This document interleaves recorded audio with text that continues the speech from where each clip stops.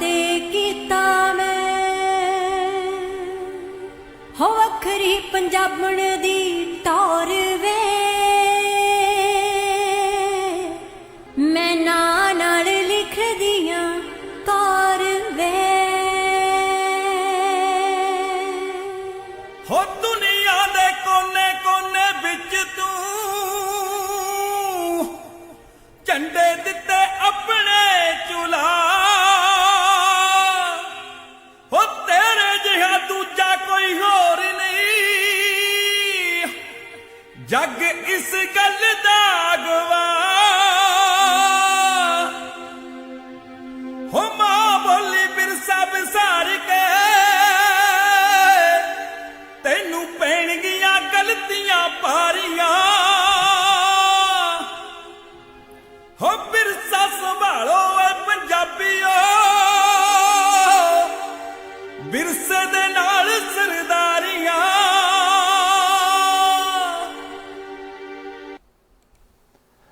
हाँ जी दोस्तों, मैं जगदेव सिंह पंडाल सैक्रामेंटो स्टूडियो तो हाजिर हाँ। सत श्री अकाल सारिਆਂ ਨੂੰ ਦੋਸਤਾਂ ਮਿੱਤਰਾਂ ਨੂੰ। जिस तरह कि ਤੁਹਾਨੂੰ ਪਤਾ ਹੀ ਆ ਕਿ ਆਪਾਂ ਨੇ ਇਮੀਗ੍ਰੇਸ਼ਨ USA ਦੀ ਇਮੀਗ੍ਰੇਸ਼ਨ ਦੇ ਵਿੱਚ ਜਿਹੜੀਆਂ ਇੱਥੇ ਦੀ ਪਿਛਲੇ ਕਾਫੀ ਲੰਮੇ ਸਮੇਂ ਤੋਂ ਲਾਅ ਜਿਹੜੇ ਹੈਗੇ ਨੇ ਉਹ ਚੇਂਜਸ ਹੋ ਰਹੇ ਨੇ। ਸੋ ਉਹਦੀ ਅਪਡੇਟ ਲੈ ਕੇ ਤੁਹਾਡੇ ਕੋਲ ਤਕਰੀਬਨ ਅਸੀਂ ਹਰ ਹਫ਼ਤੇ ਪਹੁੰਚਿਆ ਕਰਾਂਗੇ ਔਰ ਇਸ ਇਮੀਗ੍ਰੇਸ਼ਨ ਦੇ ਵਿੱਚ ਤੁਸੀਂ ਆਪਣੇ ਦਿਲ ਦੀਆਂ ਗੱਲਾਂ ਜੋ ਵੀ ਤੁਹਾਡੇ ਸਵਾਲ ਜੋ ਹੋਣਗੇ ਤੁਸੀਂ ਉਹ ਵੀ ਪੁੱਛ ਸਕਦੇ ਹੋ ਸਾਨੂੰ ਇਸ ਪ੍ਰੋਗਰਾਮ ਦੇ ਵਿੱਚ।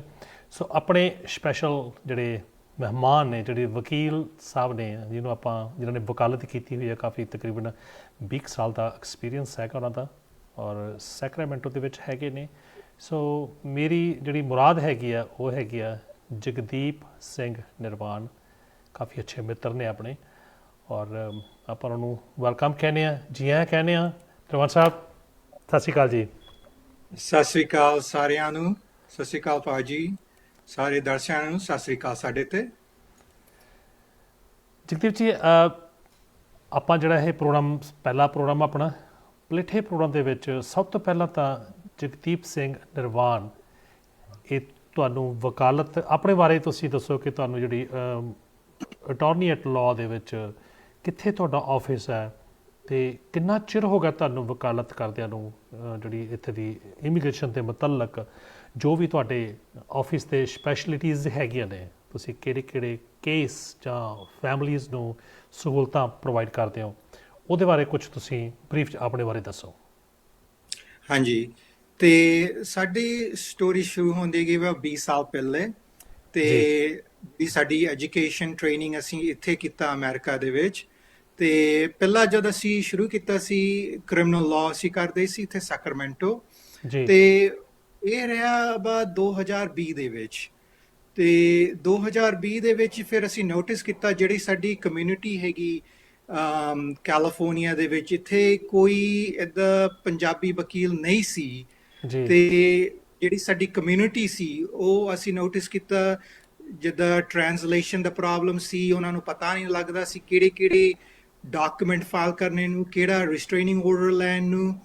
ਤੇ ਅਬਾਊਟ 2001 ਦੇ ਵਿੱਚ ਜਦ ਅਸੀਂ ਕ੍ਰਿਮੀਨਲ ਲਾਅ ਬੰਦ ਕੀਤਾ ਤੇ ਜਿਹੜੀ ਸਾਡੀ ਹੁਣ ਬਿਜ਼ਨਸ ਹੈਗੀ ਉਹ ਫਿਰ ਅਸੀਂ ਸ਼ੁਰੂ ਕੀਤਾ ਸੀ। ਤੇ ਉਹ ਜਿਹੜੀ ਪ੍ਰੈਕਟਿਸ ਤੇ ਓਵਰ ਟਾਈਮ ਪਹਿਲਾਂ ਅਸੀਂ ਸ਼ੁਰੂ ਕੀਤਾ ਸੀ ਇਮੀਗ੍ਰੇਸ਼ਨ ਇਮੀਗ੍ਰੇਸ਼ਨ ਦੇ ਬਾਅਦ ਫਿਰ ਅੱਗੇ ਜਾ ਕੇ 2-3 ਹੋਰ ਏਰੀਆਜ਼ ਅਸੀਂ ਪ੍ਰੈਕਟਿਸ ਸ਼ੁਰੂ ਕੀਤਾ ਸੀ, state planning, corporate law, tax litigation. ਇਹ ਫਿਰ ਹੁਣ ਜਿੱਦਾਂ ਅਸੀਂ ਨੋਟਿਸ ਕੀਤਾ ਜਿਹੜੀ ਸਾਡੀ ਕਮਿਊਨਿਟੀ ਹੈਗੀ ਕਿੱਥੇ ਕਿੱਥੇ ਲੋੜ ਹੈਗੀ ਤਾਂ ਉੱਥੇ ਫਿਰ ਅਸੀਂ ਚੇਂਜ ਕਰਦੇ ਹੈਗੇ ਉਹ ਏਰੀਆ ਹੈਲਪ ਕਰਨੇ ਨੂੰ। ਤੇ ਅੱਗੇ ਹੁਣ ਜਿਹੜੀ ਫਿਊਚਰ ਹੈਗੀ ਸ਼ਾਇਦ ਅਸੀਂ ਅੱਗੇ ਜਾ ਕੇ ਹੋਰ ਏਰੀਆ ਜਿੱਦਾਂ ਐਡ ਕਰ ਸਕਦੇ ਹੈਗੇ, ਬੈਂਕਰਪਸੀਜ਼ ਕੁਛ ਇੱਦਾਂ। ਤਾਂ ਇਹ ਡਿਪੈਂਡ ਕਰਦਾ ਹੈ ਕਿ ਕਿਹੜੀ ਨੀਡ ਹੈਗੀ ਸਾਡੀ ਕਮਿਊਨਿਟੀ ਦੇ ਵਿੱਚ। ਤੇ ਹੁਣ ਕਰਦੇ ਕਰਦੇ ਹੁਣ 20 ਸਾਲ ਹੋ ਗਿਆ ਤੇ ਹੁਣ ਜਿਹੜਾ ਇਸ ਸਾਲ ਦਾ ਜਿਹੜਾ ਫੋਕਸ ਹੈਗਾ ਜਿਹੜੇ ਅਸੀਂ ਨੋਟਿਸ ਕੀਤਾ ਜਿਹੜੀ ਸਾਡੀ ਕਮਿਊਨਿਟੀ ਨੂੰ ਅਫੈਕਟ ਕਾਫੀ ਹੋਈ ਹੈਗੀ ਉਹ ਹੈਗਾ ਇਮੀਗ੍ਰੇਸ਼ਨ ਜੀ। ਸੋ ਇਹ ਜਿਹੜਾ ਪ੍ਰੋਗਰਾਮ ਹੈਗਾ ਅਸੀਂ ਅੱਜ ਡਿਸਕਸ ਕਰਨਾ ਹੈਗਾ ਕਿ 2019 2020 ਇਹ ਕੋਵਿਡ ਦੇ ਕਾਰਨ COVID-19 ਦੇ ਕਾਰਨ ਕਿਹੜੇ ਨਵੇਂ ਰੂਲ ਸ਼ੁਰੂ ਹੋਏ ਸੀ, ਕਿਹੜਾ ਰੂਲ ਇੰਪੈਕਟ ਹੋਇਆ ਸਾਡੀ ਕਮਿਊਨਿਟੀ ਦੇ ਵਿੱਚ, ਲੋਕਲੀ ਇੱਥੇ ਅਮਰੀਕਾ ਦੇ ਵਿੱਚ, ਨਾਲੇ ਇੰਟਰਨੈਸ਼ਨਲੀ ਇੰਡੀਆ, ਓਵਰਸੀਜ਼, ਇੰਗਲੈਂਡ, ਕਿੱਦਾਂ ਜਿਹੜੀ ਵੀਜ਼as ਜਿਹੜੇ ਅਵੇਲੇਬਲ ਸੀ ਹੁਣ ਨਹੀਂ ਹੈਗੇ, ਉਹ ਅੱਜ ਅਸੀਂ ਡਿਸਕਸ ਕਰਨਾ ਹੈਗਾ। ਜੀ ਜਗਦੀਪ ਜੀ, ਸਭ ਤੋਂ ਪਹਿਲਾਂ ਜੇ ਆਪਾਂ ਗੱਲ ਕਰੀਏ ਤੇ ਜਿਹੜਾ ਥਰਡ ਕੰਟਰੀ ਰੂਲ ਹੈਗਾ ਉਹਦੇ ਬਾਰੇ ਸਾਨੂੰ ਕੋਈ ਤੁਸੀਂ ਜਾਣਕਾਰੀ ਤੇ ਮੈਂ ਆਈ ਥਿੰਕ ਵੀ 2019 ਜਿਸ ਤਰ੍ਹਾਂ ਕਿ ਮੇਰੇ ਕੋਲ ਨੋਟਿਸ ਦੇ ਵਿੱਚ ਹੈਗਾ ਜੁਲਾਈ 2019 ਦੇ ਵਿੱਚ ਸੀ ਰਹੇ। ਸੋ ਥਰਡ ਜਿਹੜਾ ਕੰਟਰੀ ਰੂਲ ਹੈਗਾ ਇਹ ਕੀ ਹੈ ਇਮੀਗ੍ਰੇਸ਼ਨ ਦੇ ਵਿੱਚ, ਇਹਦੇ ਬਾਰੇ ਜਾਣਕਾਰੀ ਦਿਓ। ਜ਼ਰੂਰ। ਸੋ ਇਹ ਜਿਹੜਾ ਰੂਲ ਸ਼ੁਰੂ ਹੋਇਆ ਸੀ ਜੁਲਾਈ 2019 ਥਰਡ ਕੰਟਰੀ ਰੂਲ, ਪਹਿਲੇ ਜਦ ਤੁਸੀਂ ਅਮਰੀਕਾ ਆਉਂਦੇ ਸੀ ਅਸਾਈਲਮ ਫਾਈਲ ਕਰਨੇ ਲਈ, ਉਹ ਰਿਹਾ ਤੁਹਾਨੂੰ ਕੋਈ ਕੰਟਰੀ ਤੁਸੀਂ ਬਾਰਡਰ ਕ੍ਰਾਸ ਕਰਕੇ ਆ ਸਕਦੇ ਸੀ ਜਾਂ ਵੀਜ਼ਾ ਲੈ ਕੇ ਆ ਸਕਦੇ ਸੀ, ਟੂਰਿਸਟ ਵੀਜ਼ਾ ਜਿੱਦਾਂ, ਤੇ ਉਹਦਾ ਤੁਹਾਨੂੰ ਕੋਈ ਸ਼ੋਅ ਨਹੀਂ ਕਰਨਾ ਚਾਹੀਦਾ ਸੀ ਕਿ ਉਹ ਤੁਸੀਂ ਮੈਕਸੀਕੋ ਤੋਂ ਆਏ, ਉੱਥੇ ਕਿਉਂ ਨਹੀਂ ਅਸਾਈਲਮ ਫਾਈਲ ਕੀਤਾ, ਜਾਂ ਤੁਸੀਂ ਇੰਗਲੈਂਡ ਹੋ ਕੇ ਆਏ ਤੁਸੀਂ ਇਮੀਡੀਏਟਲੀ ਵੀਜ਼ਾ ਅਪਲਾਈ ਕਰ ਸਕਦੇ ਸੀ। ਸੋ ਇਹ ਜਿਹੜਾ ਰੂਲ ਹੈਗਾ ਜਿਹੜਾ ਟਰੰਪ ਨੇ ਪਾਸ ਕੀਤਾ ਸੀ ਜੁਲਾਈ 2019 ਦੇ ਵਿੱਚ, ਕਹਿੰਦਾ ਥਰਡ ਕੰਟਰੀ ਰੂਲ, ਤੇ ਇਹ ਟਾਈਮ ਅਮਰੀਕਾ ਦੇ ਵਿੱਚ ਕਾਫੀ ਜਿਹੜੇ ਸੈਂਟਰਲ ਅਮਰੀਕਾ ਦੇ ਜਿੱਦਾਂ ਕੈਰਾਵਨ ਅਸੀਂ ਕਹਿੰਦੇ ਸੀ, ਕਾਫੀ ਬੰਦੇ ਆਉਂਦੇ ਸੀ, ਗੈਂਗ ਵਾਇਲੈਂਸ ਏਰੀਆ, ਗੁਆਟਾਮਾਲਾ, ਹੁੰਡੂਰਸ, ਇਹ ਕਾਫੀ ਕੈਰਾਵਨ ਅਮਰੀਕਾ ਆਉਂਦੇ ਸੀ। ਤਾਂ ਟਰੰਪ ਨੇ ਇੱਕ ਰੂਲ ਪਾਸ ਕੀਤਾ ਕਿ ਜਦ ਤੁਸੀਂ ਤੀਜੇ ਕੰਟਰੀ ਮੈਕਸੀਕੋ ਕ੍ਰਾਸ ਕਰਕੇ ਆਏ ਜਾਂ ਕੈਨੇਡਾ ਕ੍ਰਾਸ ਕਰਕੇ ਆਏ, ਤੇ ਪਹਿਲੇ ਸਾਨੂੰ ਇਹ ਸ਼ੋਅ ਕਰੋ ਕਿ ਉਹ ਕੰਟਰੀ ਦੇ ਵਿੱਚ ਤੁਸੀਂ ਕਿਉਂ ਨਹੀਂ ਅਸਾਈਲਮ ਫਾਈਲ ਕੀਤਾ। ਫੋਰ ਐਗਜ਼ਾਮਪਲ ਜਿਹੜੇ ਸਾਡੇ ਮੁੰਡੇ ਆਉਂਦੇ ਹੈਗੇ ਇੰਡੀਆ ਤੇ ਜਾਂ ਨੇਪਾਲੀ ਤੇ ਜਾਂ ਪਾਕਿਸਤਾਨ ਤੇ ਪਹਿਲਾਂ ਤੋਂ ਹੈਗਾ ਉਹ ਸੈਂਟਰਲ ਅਮਰੀਕਾ ਜਾਂਦੇ ਹੈਗੇ ਜਾਂ ਸਾਊਥ ਅਮਰੀਕਾ ਜਾ ਕੇ ਕੋਲੰਬੀਆ ਜਾਂ ਬ੍ਰਾਜ਼ੀਲ, ਸੈਨ ਪਾਓਲੋ, ਤੇ ਇਦਾਂ ਕਰਦੇ ਕਰਦੇ ਕੋਲੰਬੀਆ, ਪੈਨਾਮਾ ਕਰਦੇ ਫਿਰ ਮੈਕਸੀਕੋ ਤੇ US ਬਾਰਡਰ ਤੇ ਆਉਂਦੇਗੇ। ਤੇ ਜਿਹੜਾ ਥਰਡ ਕੰਟਰੀ ਰੂਲ ਹੈਗਾ ਕਿ ਹੁਣ ਟਰੰਪ ਜਿਹੜਾ ਰੂਲ ਪਾਸ ਕੀਤਾ ਕਿ ਹੁਣ ਸ਼ੋਅ ਕਰੋ ਕਿ ਉਹ ਕੰਟਰੀ ਜਿਹੜੇ ਤੁਸੀਂ ਗਏ ਸੀ ਉੱਥੇ ਕਿਉਂ ਨਹੀਂ ਅਸਾਈਲਮ ਅਪਲਾਈ ਕੀਤਾ। ਹਾਂ, ਤੁਹਾਨੂੰ ਖਤਰਾ ਹੈਗਾ, ਪ੍ਰੋਬਲਮ ਹੈਗਾ ਇੰਡੀਆ ਦੇ ਵਿੱਚ, ਮੰਨ ਲਿੱਤਾ, ਪਰ ਜਦ ਤੁਸੀਂ ਦੂਜੇ ਕੰਟਰੀ ਗਏ ਉੱਥੇ ਕਿਉਂ ਨਹੀਂ ਅਸਾਈਲਮ ਫਾਈਲ ਕੀਤਾ। ਸੋ ਇਹ ਥਰਡ ਕੰਟਰੀ ਰੂਲ ਹੈਗਾ ਲਿਮਿਟ ਕਰਨੇ ਨੂੰ, ਡਿਨਾਈ ਕਰਨੇ ਨੂੰ ਅਸਾਈਲਮ ਕੇਸਿਸ।